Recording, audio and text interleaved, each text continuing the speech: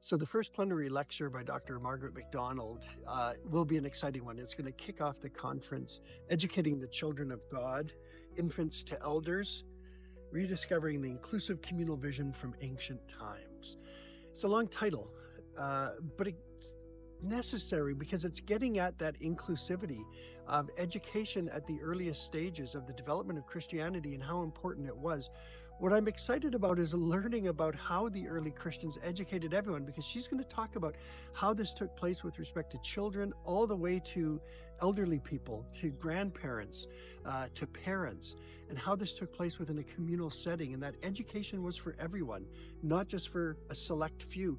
And this is something that's fairly unique in the ancient world, that Christianity really begins to see education in their tradition as central to them growing in the faith, passing on their tradition.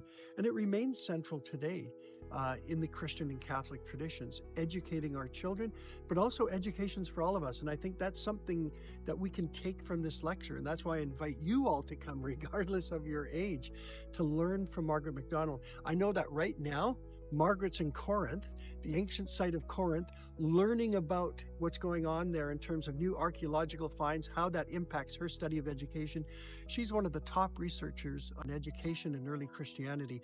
So you want to take this opportunity when she comes to visit us from Corinth and Halifax, where she is based at St. Mary's University. So come and enjoy her lecture. It's free. It kicks off our conference. You're really going to enjoy it.